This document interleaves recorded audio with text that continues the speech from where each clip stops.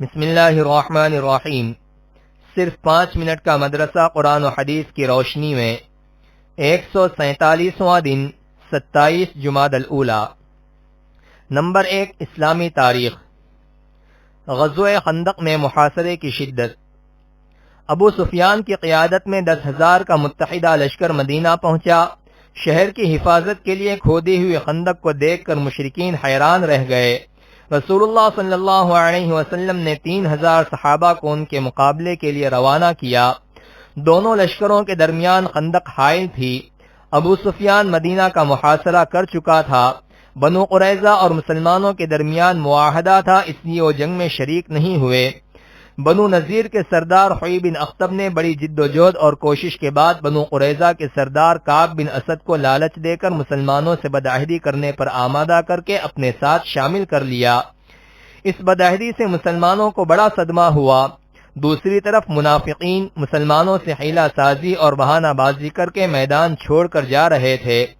اس طرح مسلمان اندرونی اور بیرونی حملے کے بیچ آ گئے۔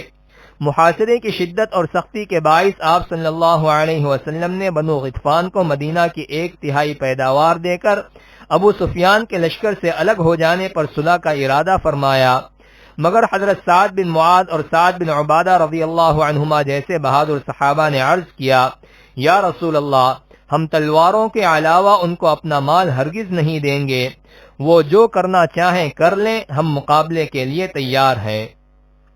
نمبر 2، اللہ کی قدرت۔ آنکھ میں 7 پردے۔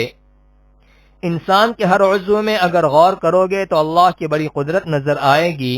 انسانی جسم میں اللہ تعالی نے 2 چھوٹی چھوٹی کیسی خوبصورت آنکھیں بنائی ہیں، جس میں دیکھنے کی زبردست صلاحیت رکھی ہے۔ دنیا کی بڑی سے بڑی طاقتیں مل کر بھی ایک آنکھ نہیں بنا سکتی۔ اللہ تعالی نے اس آنکھ کو 7 طبقات سے سینہ بنایا ہے، ہر طبقے میں خاص صفت رکھی ہے اور اس کی مخصوص شکل بنائی ہے۔ ان 7 طبقات میں سے اگر ایک طبقہ بھی بیکار یا ضائع ہو جائے تو آنکھ سے نظر نہیں آ سکتا۔ یہ اللہ کی کتنی عظیم قدرت ہے۔ نمبر 3، ایک فرض کے بارے میں۔ جمعہ کی نماز ادا کرنا۔ رسول اللہ صلی اللہ علیہ وسلم نے فرمایا، جمعہ کی نماز جماعت کے ساتھ ادا کرنا ہر مسلمان پر لازم ہے، مگر 4 لوگوں پر لازم نہیں ہے۔ نمبر 1، وہ غلام جو کسی کی ملکیت میں ہو۔ نمبر 2، عورت۔ نمبر 3، نابالغ بچہ۔ نمبر 4، بیمار۔ فائدہ: جہاں جمعہ کی شرائط پائے جاتے ہوں تو وہاں جمعہ کی نماز ادا کرنا ہر صحیح و تندرست آزاد اور بالغ مسلمان مرد پر فرض ہے، لیکن مسافر پر فرض نہیں ہے۔ نمبر 4، ایک سنت کے بارے میں۔ نماز جمعہ میں مسنون قرات۔ رسول اللہ صلی اللہ علیہ وسلم جمعہ کی نماز میں سبح اسم ربک الاعلی اور هل اتاک حدیث الغاشیہ پڑھا کرتے تھے۔ نمبر 5، ایک اہم عمل کی فضیلت۔ ٹھنڈی کے موسم میں اچھی طرح وضو کرنا۔ رسول اللہ صلی اللہ علیہ وسلم نے فرمایا، جو شخص سخت ٹھنڈی میں اعضائے وضو کو اچھی طرح دھوتا ہے اس کو دوہرا اجر ملتا ہے۔ نمبر 6، ایک گناہ کے بارے میں۔ تصویر بنانے والے۔ رسول اللہ صلی اللہ علیہ وسلم نے فرمایا، تصویر بنانے والوں کو قیامت کے دن عذاب دیا جائے گا، ان سے کہا جائے گا جو تصویریں تم نے بنائی ہیں ان میں جان ڈالو۔ نمبر 7، دنیا کے بارے میں۔ کافروں کے مال پر تعجب نہ کرنا۔ قرآن میں اللہ تعالی فرماتا ہے، تم ان کافروں کے مال اور اولاد سے تعجب میں مت پڑنا، کیونکہ اللہ تعالی دنیا ہی کی زندگی میں ان کافروں کو عذاب میں مبتلا کرنا چاہتا ہے، اور جب ان کی جان نکلے گی تو کفر کی حالت میں مریں گے۔